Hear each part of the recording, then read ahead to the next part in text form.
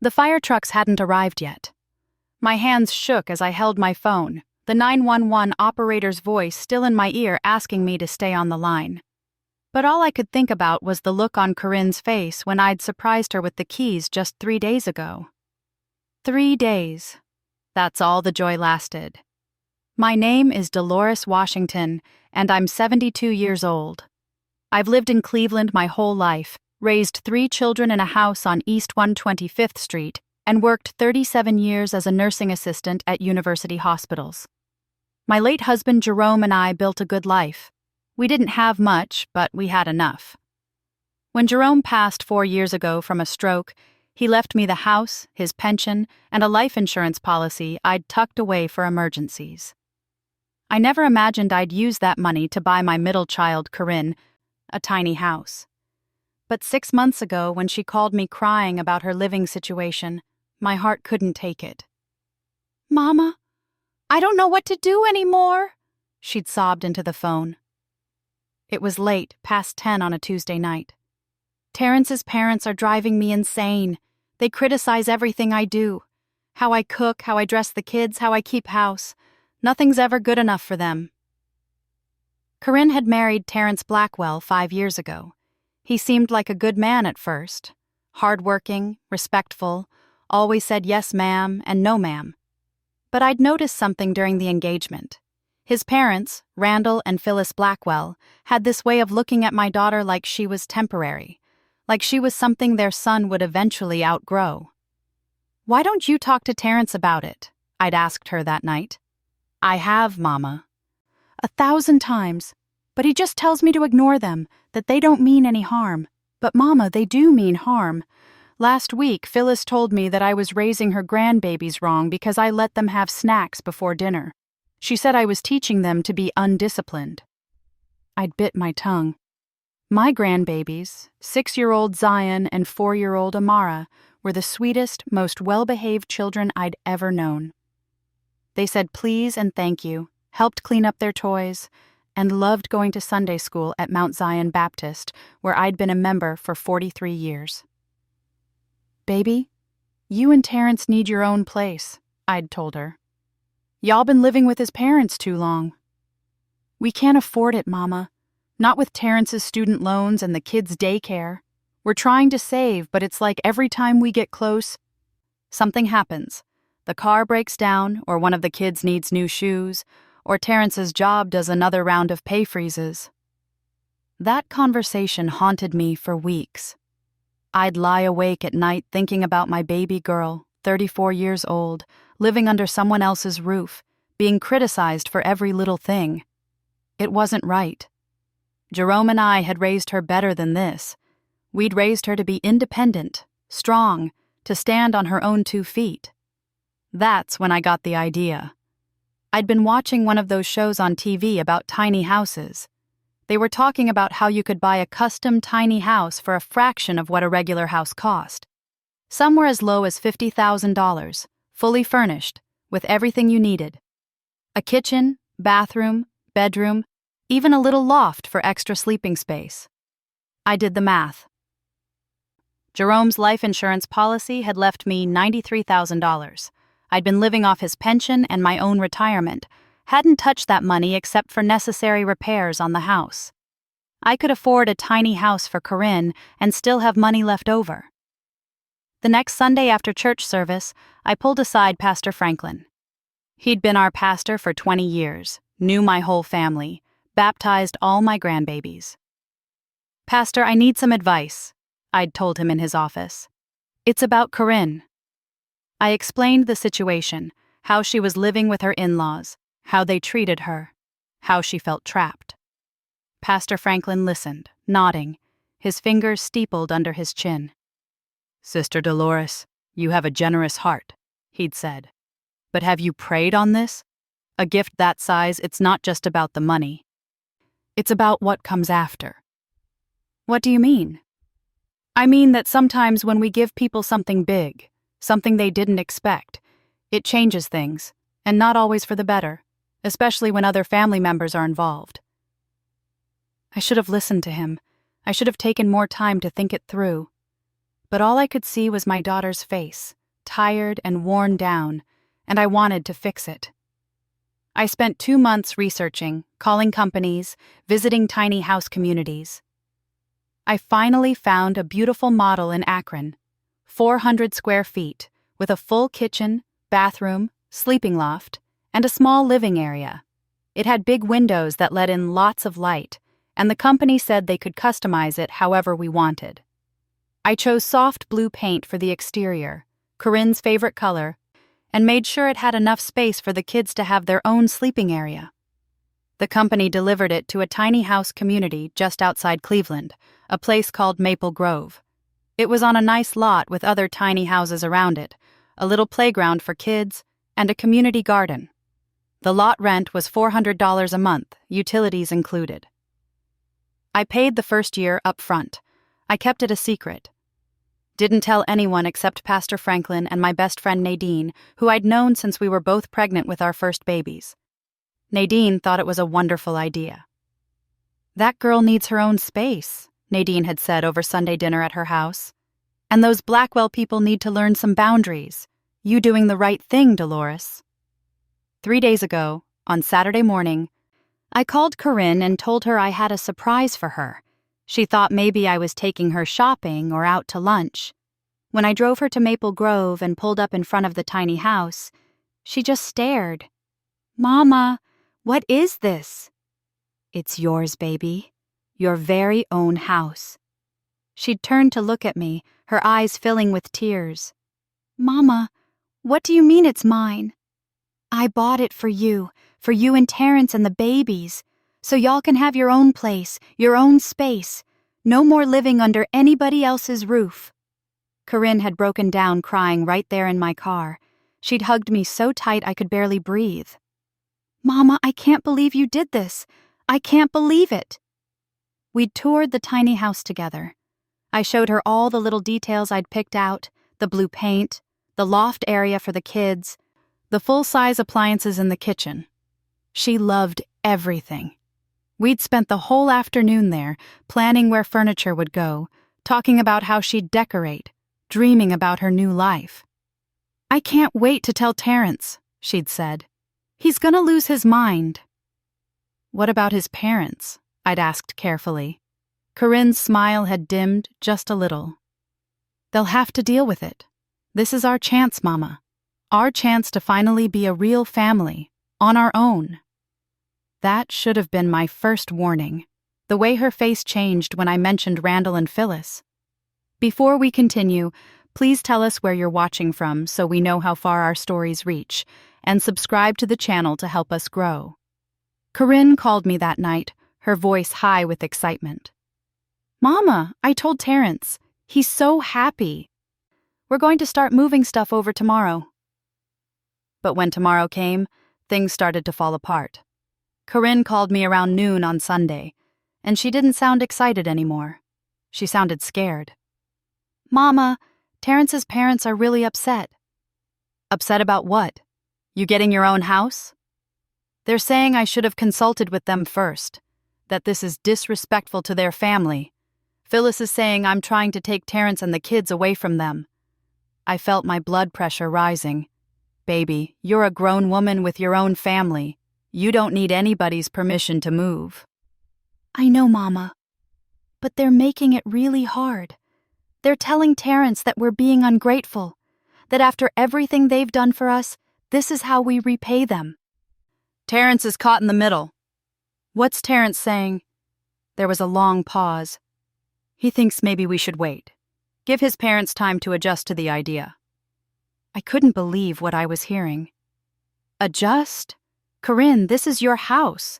It's already paid for. What is there to adjust to?" "Mama, please.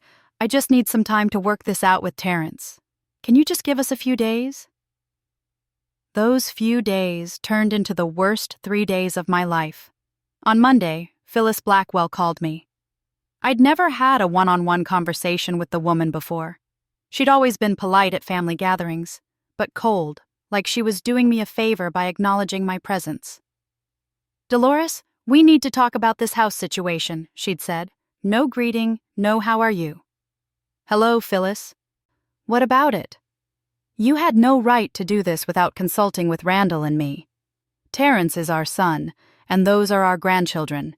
Any major decisions involving them should include us. I'd taken a deep breath, asking God for patience. With all due respect, Phyllis, Corinne is my daughter. I don't need your permission to give her a gift. A gift? She'd laughed, but it wasn't a nice laugh. It was sharp, mean. You call putting them in some little shack a gift?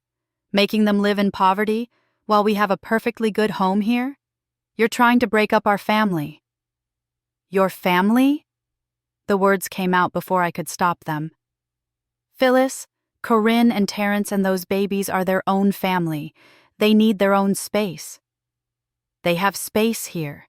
They have everything they need. But you couldn't stand that we were taking care of them, could you? You had to swoop in and play the hero.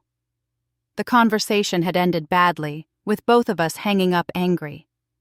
Tuesday morning, Corinne called me crying again. Mama, they're not going to let us move. Terrence says his parents will disown him if we go. Baby, he's a grown man. They can't control him like that. But Mama, they can. They hold everything over his head. The fact that we live here rent-free, that they help with the kids, that Randall got Terrence his job at the warehouse through his connections. If we leave, we lose all of that. My heart broke for her. Corinne, that's not love. That's control. I know, Mama, but what am I supposed to do? I didn't have an answer for her, not one that would make things easier. Wednesday morning, I decided to drive out to Maple Grove to check on the tiny house. I wanted to make sure everything was still in order, that the utilities were set up properly, that everything was ready for whenever Corinne and Terrence came to their senses. That's when I saw the smoke. At first, I thought maybe someone was having a cookout. But as I got closer, I realized the smoke was coming from Corinne's lot. My heart started pounding. I pressed the gas pedal down, my old Buick lurching forward. When I turned onto Willow Lane where the tiny house sat, I saw it. Flames were shooting out of the windows, black smoke pouring into the sky. The beautiful blue exterior was already charred black in places. I could hear the wood crackling, popping, the sound of destruction. I slammed on my brakes and grabbed my phone, dialing 911 with shaking fingers. As I gave the operator the address, I saw something that made my blood run cold. A silver Cadillac was pulling away from the other end of the street. I knew that car. I'd seen it dozens of times at family gatherings, parked in the driveway when I'd dropped off the kids for visits. It was Randall Blackwell's car. I sat in my car, shaking, watching the tiny house burn while I waited for the fire trucks. The 911 operator kept asking me questions, but I could barely hear her over the roaring in my ears.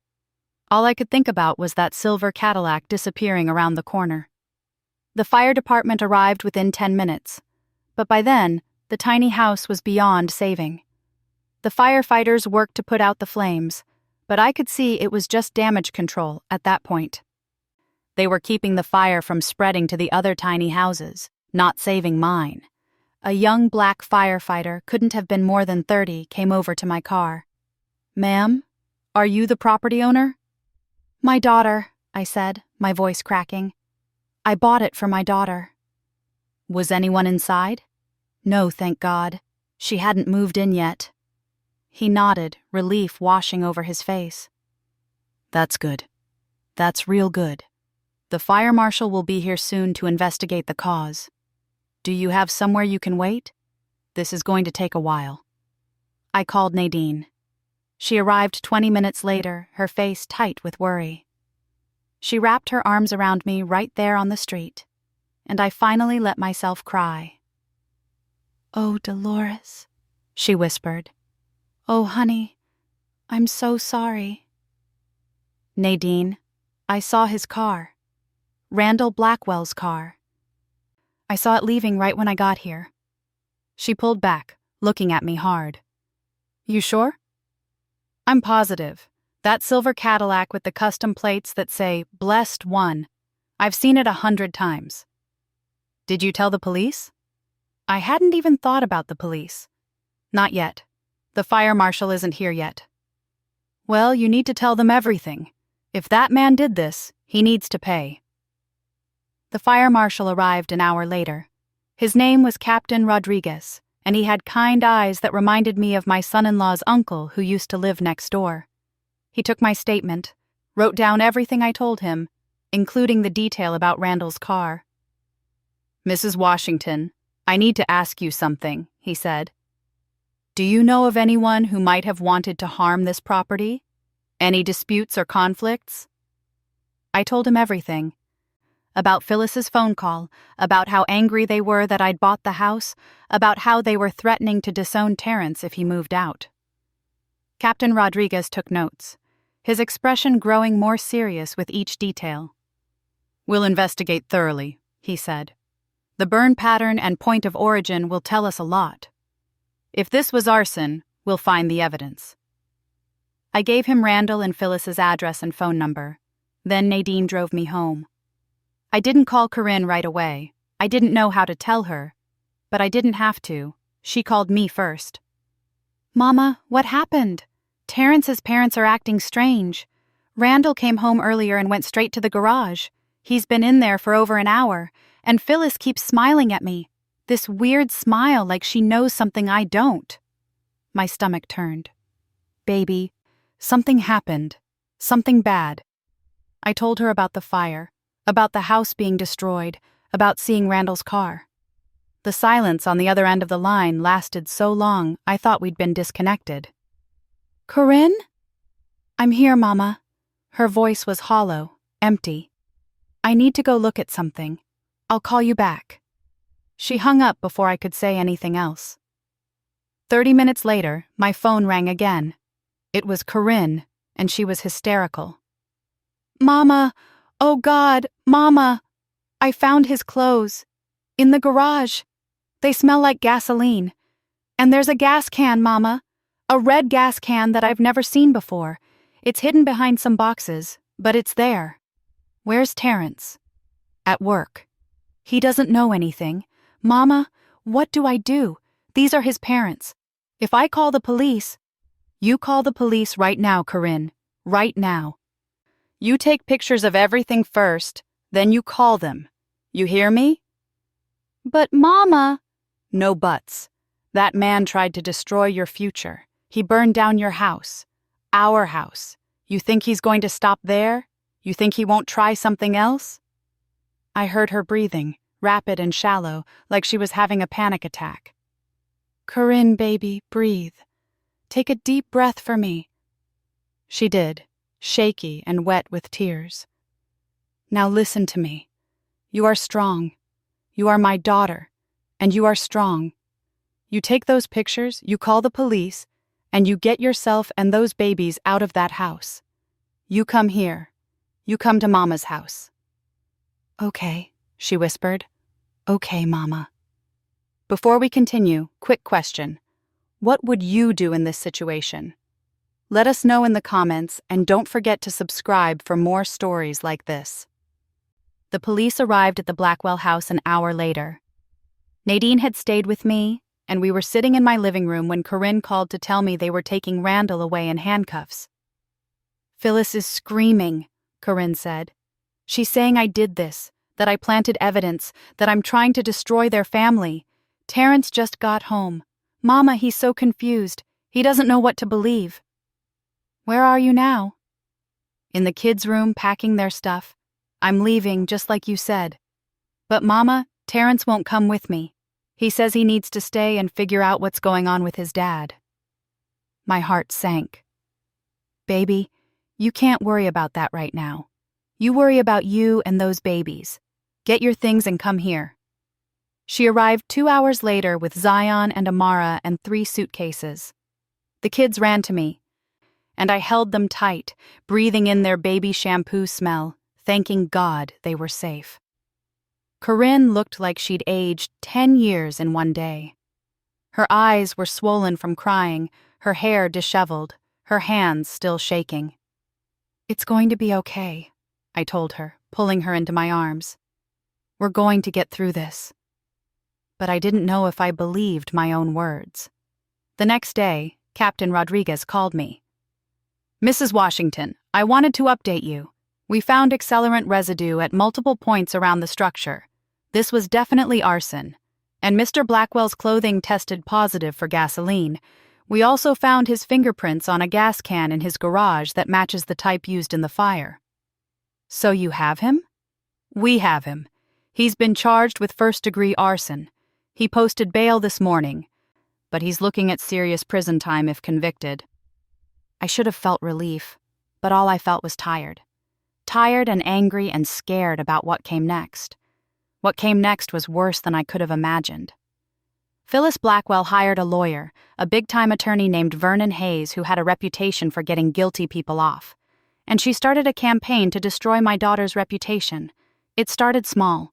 Phone calls to family members, spreading rumors that Corinne had planted the evidence, that she was lying to get attention, that she was trying to break up the Blackwell family. Then it got bigger. Phyllis went to our church. My church. Mount Zion Baptist, where I'd been a faithful member for 43 years. She stood up during testimony service on Sunday and told the whole congregation that my daughter was a liar and a manipulator who was trying to send an innocent man to prison. Pastor Franklin had to ask her to sit down. But the damage was done. People were whispering. I could feel their eyes on me, questioning, doubting. After service, I went to Pastor Franklin's office. He looked exhausted. "Sister Dolores, I'm sorry about what happened out there. Pastor, you know my daughter. You baptized her. You know she wouldn't lie about something like this." "I know. And I told Mrs. Blackwell that she was out of line. But Sister Dolores, this is going to get ugly. These people, they're not going to stop." He was right. That week, Phyllis somehow got access to Corinne's social media accounts. She shared old photos. Ones from years ago where Corinne was partying in college, drinking, dancing, looking young and carefree. She added captions suggesting Corinne was unstable, that she had problems with alcohol, that she was an unfit mother. None of it was true. Those photos were from 10 years ago, before Corinne got married, before she had kids, when she was just a young woman having fun like everyone else. But Phyllis twisted them, made them into something ugly. Corinne was devastated. She stopped eating, stopped sleeping. The kids could feel the tension. Little Amara started having nightmares. That's when Nadine introduced me to her nephew, Darius Fleming. He was a lawyer, worked at a civil rights firm in downtown Cleveland. Nadine brought him to my house on a Thursday evening. "Mrs. Washington," he said, shaking my hand with a firm grip. "My aunt told me what happened to your family. I'm so sorry." Darius was in his early 40s, with kind eyes behind wire-rimmed glasses and a sharp suit that said he meant business. "Mr. Fleming, I don't know what we can do," I said. "They're trying to destroy my daughter's name." "That's defamation," he said simply. "And we can fight it. But first, let's talk about the criminal case. Have you been in touch with the prosecutor?" I hadn't. I didn't even know I could be. Darius spent the next hour explaining everything: the criminal case against Randall, the evidence, what we could expect in court. Then he talked about the civil case we could file for damages, emotional distress, defamation. "This isn't just about the house anymore," he said. "This is about your family's reputation and your daughter's mental health. These people are waging a war, and you need to fight back." "I don't have money for a big legal battle," I said quietly. "My firm does pro bono work for cases like this. Civil rights, family justice, communities being harmed by people with power and money. This qualifies. I'll take your case, Mrs. Washington. We'll make this right." For the first time in days, I felt hope. The preliminary hearing was set for 3 weeks later. Darius prepared us, told us what to expect, how to handle the questions. The prosecutor, a sharp black woman named Simone Carter, met with us beforehand. She was all business, no nonsense.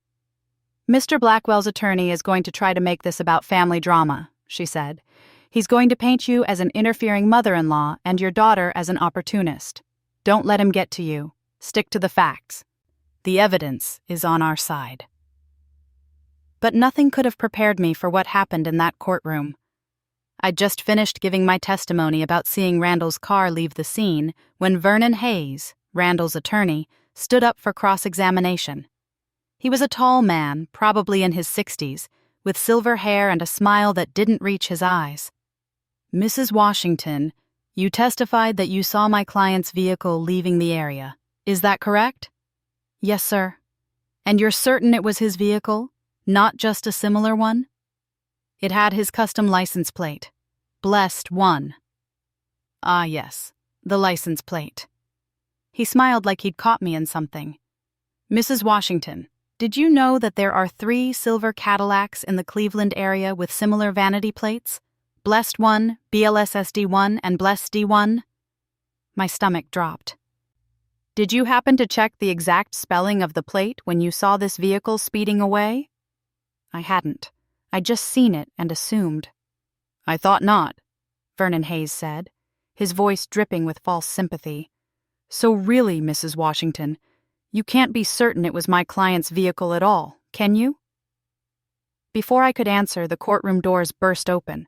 A woman I didn't recognize rushed in, and the bailiff moved to stop her, but she was already talking. Your Honor, I'm sorry for the interruption, but I have evidence. Critical evidence in this case. The judge, an older black man with a stern face, looked annoyed. And who are you? My name is Keisha Montgomery. I live in the Maple Grove tiny house community. And I have security camera footage from my Ring doorbell that shows exactly who started that fire. The courtroom erupted. Judge Harrison banged his gavel 3 times, trying to restore order in the courtroom. Vernon Hayes was on his feet, objecting loudly.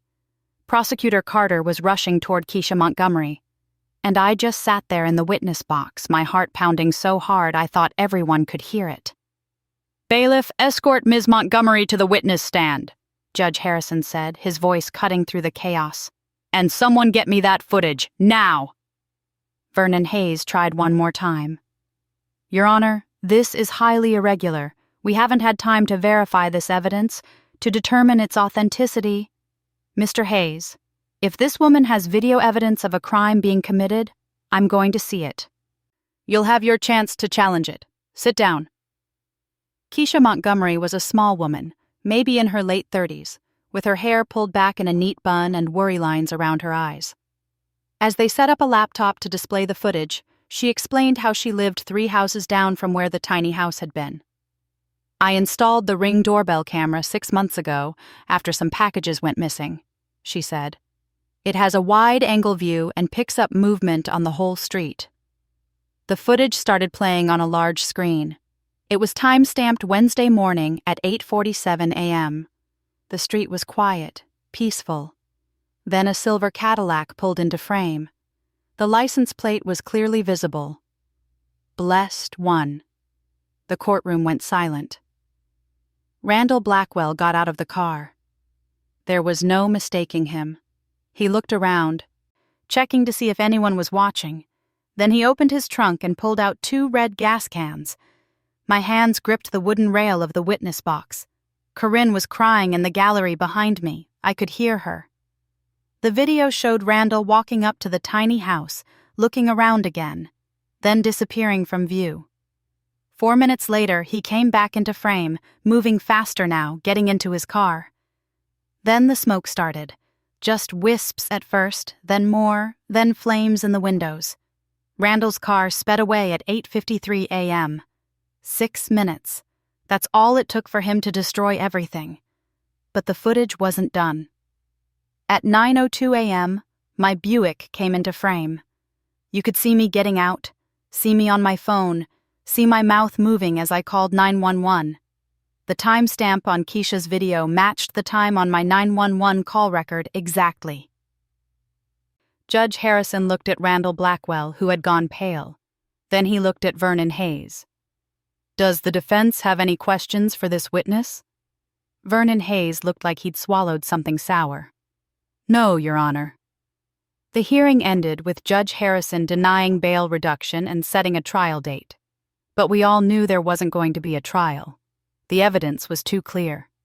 Vernon Hayes would advise Randall to take a plea deal. Outside the courthouse, Keisha Montgomery found me.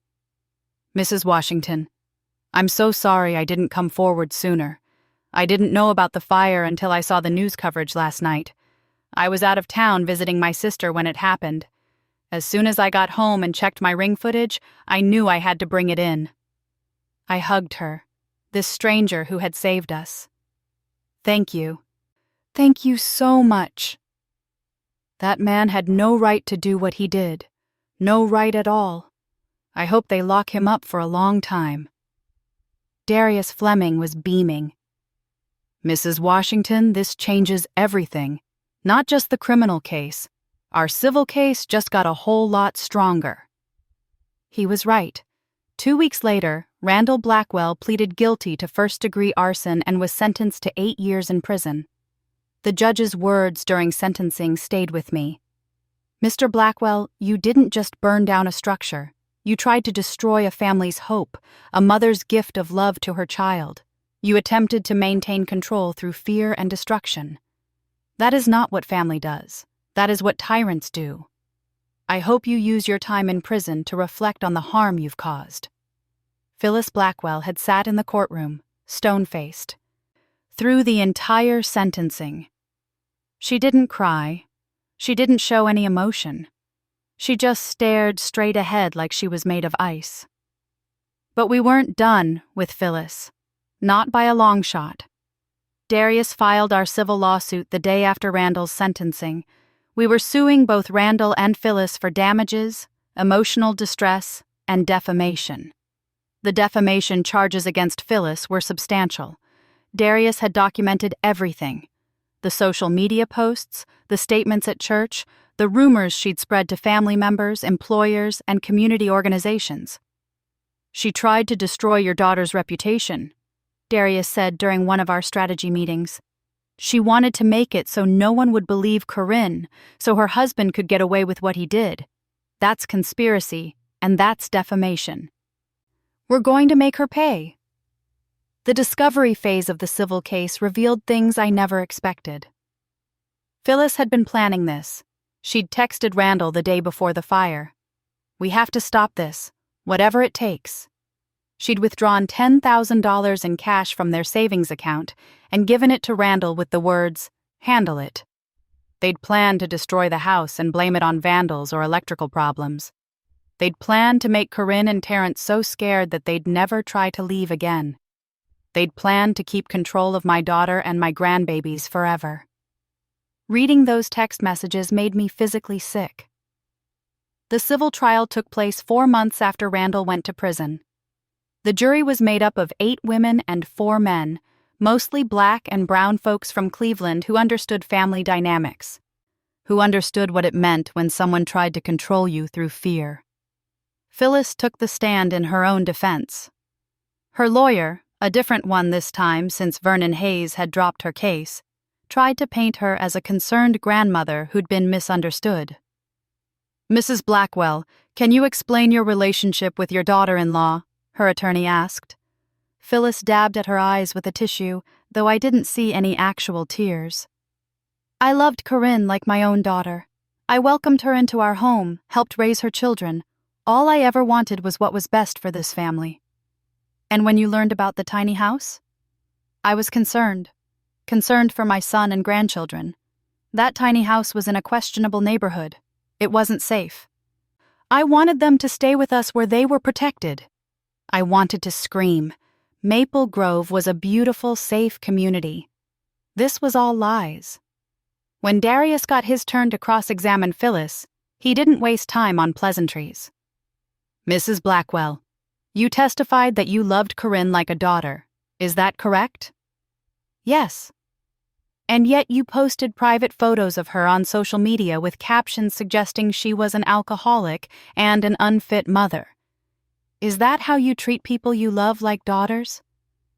Phyllis shifted in her seat. I was upset. My husband had just been arrested for something I didn't believe he did. But he did do it, didn't he? He pleaded guilty. He's in prison right now serving an 8-year sentence. So you weren't defending an innocent man. You were attacking a victim to protect a criminal.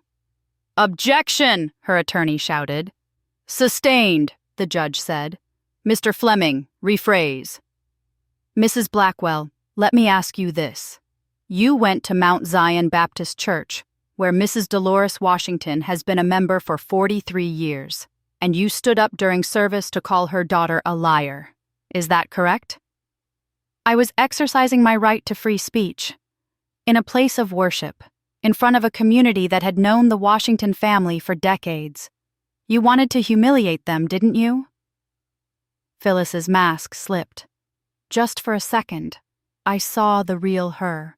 Cold, calculating, mean. They deserved it. She turned my son against me. She broke up my family. Your husband broke up your family when he committed arson, Mrs. Blackwell. Your family broke itself when you chose control over love. Before we continue, please drop a comment if you've ever experienced something like this.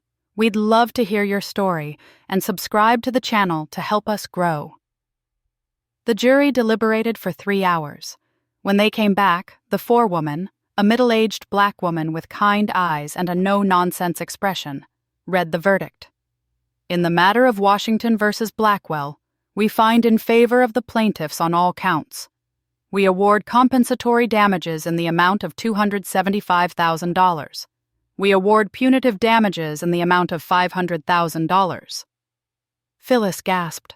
Her attorney put his head in his hands, and I felt something I hadn't felt in months. Peace. The money was secondary. What mattered was that a jury of our peers had looked at what the Blackwells had done and said, no, this is not okay. This is not what family does. After the verdict, things happened fast. The Blackwells' house went up for sale to pay the judgment. Phyllis moved to Atlanta to live with her sister. Terrence had to make a choice. He'd been caught in the middle through all of this. Part of him wanted to believe his parents, to think there was some explanation that made sense. But the evidence was too clear. His father had committed arson. His mother had tried to destroy Corinne's life. One evening, about a month after the civil trial, Terrence came to my house. The kids were asleep. Corinne was in the kitchen making tea. He stood in my living room, looking lost. Mrs. Washington, I need to apologize to you. Sit down, Terrence. He sat on my couch, the same couch where Jerome and I used to watch Sunday night movies. I should have protected Corinne. I should have stood up to my parents years ago. I let them control us, control our marriage, control everything. And I'm sorry. I'm so sorry. I looked at this young man, this boy who'd become a man through the worst trial of his life. Terrence, what matters now is what you do going forward. Can you stand up for your family? Can you put Corinne and those babies first? Yes, ma'am. I promise you I can. Then that's what I need to see. Not words. Actions. He proved himself. He went to therapy, both alone and with Corinne. He got a better job at a manufacturing plant on the other side of Cleveland, away from his father's connections. He started making decisions with Corinne instead of letting other people decide for them. As for the tiny house, the insurance payout and the lawsuit money gave us more than enough to rebuild. But this time, we did things differently. Corinne and Terrence found a small regular house in a nice neighborhood near my place. 3 bedrooms, a little yard for the kids, enough space to grow. They used part of the settlement money for the down payment. Darius helped them set up a trust for Zion and Amara's college education. And me? I kept my Jerome's life insurance money intact, just like I'd planned. The church community rallied around us, too. Once the truth came out, once people saw the evidence and understood what really happened, they showed up. Pastor Franklin organized a blessing ceremony for Corinne and Terrence's new house.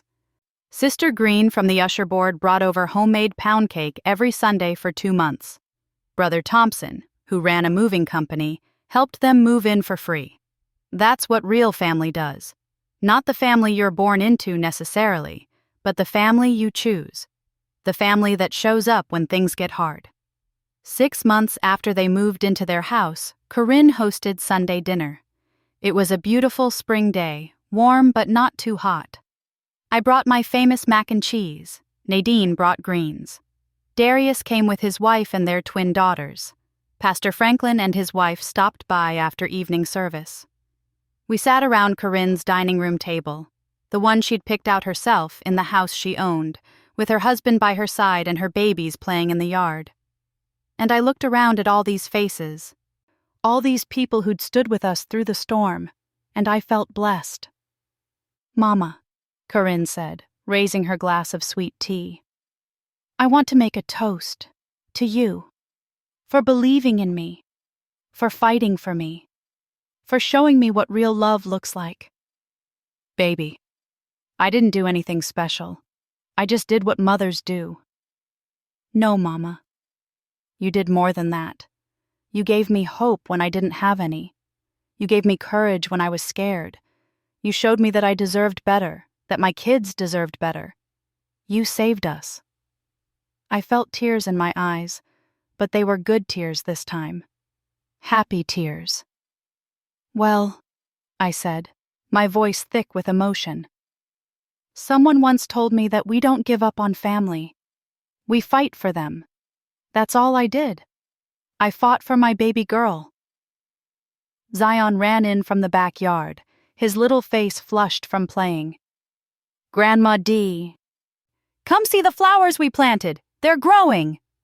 I let him pull me outside, this beautiful grandchild of mine who'd never have to grow up in a house where love came with conditions, where respect was demanded instead of earned, where control masqueraded as care. The flowers were indeed growing, sunflowers, bright and yellow and reaching toward the sun. Just like my family, reaching toward the light after so much darkness.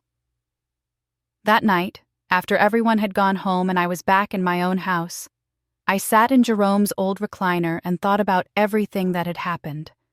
The gift, the fire, the betrayal, the fight, the victory. It had been the hardest year of my life, but it had also been proof that when you stand up for what's right, when you fight for the people you love, when you refuse to let bullies and manipulators win, good things can happen, justice can prevail. I thought about Randall in his prison cell, with 7 more years left to serve. I thought about Phyllis in Atlanta, estranged from her son and grandchildren, her reputation in ruins. I didn't take pleasure in their suffering, but I didn't regret their consequences either. They'd made their choices. They'd chosen control over love, pride over family, destruction over compassion. And they'd paid the price. We'd made different choices. We'd chosen truth over convenience, courage over fear, love over control. And we'd won. My phone buzzed. A text from Corinne. "Thank you for everything, Mama. I love you more than words can say." I texted back. "I love you too, baby. Sleep well in your house, your home, where you belong." And that was the truth of it. Sometimes the greatest gift you can give someone isn't money or things. It's the courage to claim their own life.